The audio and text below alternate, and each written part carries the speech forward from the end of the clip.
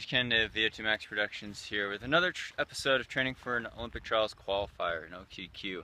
It's 2 days after the Boston Marathon. I'm back in Boulder here, April 22nd, 2015. I just rode my bike like 4 miles, 3 miles down to South Boulder here and just hiking around. Every muscle in my legs hurts. I can't even talk right, I'm so tired. But yeah, quads, hamstrings, calves, everything's just totally blown out. Flew back last night. Indulged in a little junk food, you know, Coca-Cola, Taco Bell, Dunkin' Donuts, things like that, pizza. I eat pizza all the time anyway, but yeah, just a quick recap. Thanks for all those that had supportive comments on all my social media channels, Facebook, Twitter, Instagram, YouTube. I really appreciate all your guys' kind words and support. If you don't know the results, I ran 2:19.12, so I was 73 seconds off the Olympic trial standard, sub 2:18. But I did place 16th overall at Boston, which I'm pretty happy with because it's my best finish at a World Marathons Majors race, beating my place of 17th at Chicago in 2010. So happy with that. Way better than my first Boston performance, that's for sure. And you know, with the wind and the weather, I don't know how strong it exactly was, but it felt strong. And I'll have all sorts of details in my blog report of this race, as well as some more pictures at sagecanaday.com. But yeah, I executed the race I wanted to in terms of strategy and pace.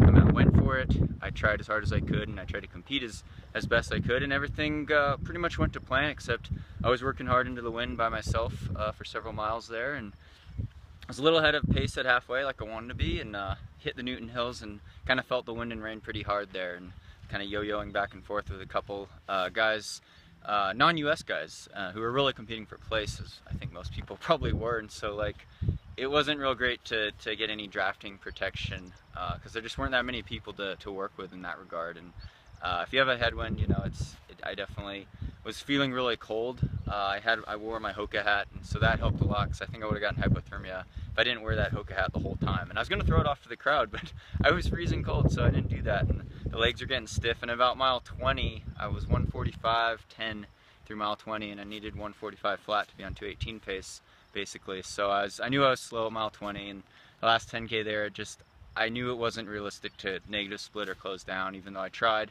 The mile splits were slowly starting to fade as I was slowly fading into the wall.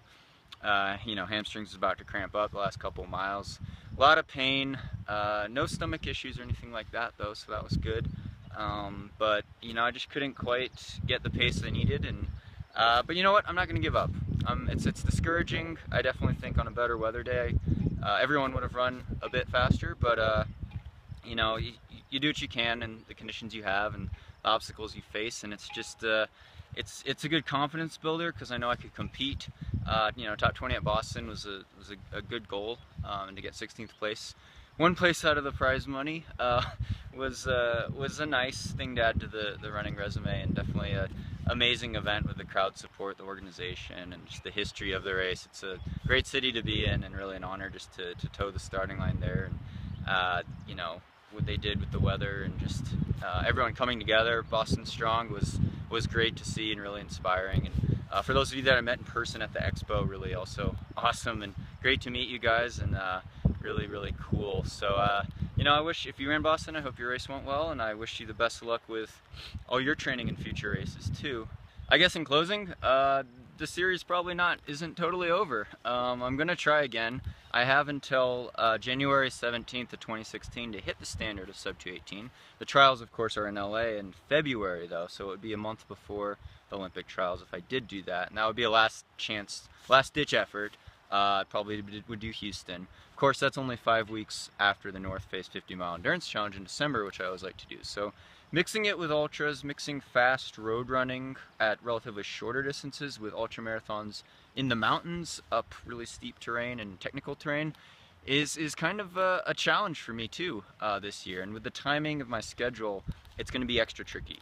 So I'm looking at my options right now. I want to give myself probably at least a couple more chances, but it's going to be tight with the ultra scheduling. And next up, I got the Comrades Ultra Marathon, Comrades Marathon it's called, in South Africa on May 30th, or maybe it's the 31st, the end of May. And it's a most competitive, largest ultra marathon in the world. It'll be my first ultra. Super excited for it, trying to recover as fast as possible and ramp up the mileage again to get ready for comrades. But that's my next big focus. After that, definitely doing speed goat again in UTMB for my 100-mile debut in the mountains. Maybe thinking of squeezing a marathon somewhere in there, or doing a fast fall marathon. Of course, Chicago being ideal, but of course Chicago only being 5 or 6 weeks after UTMB 100. Not sure if I could pull that double off. So maybe looking at a late October, early November marathon. Of course, can't do late November because North Face is early December. So it's a struggle, and I got to really knock on some wood somewhere. Is there some wood down here? It's a rock. It's good enough.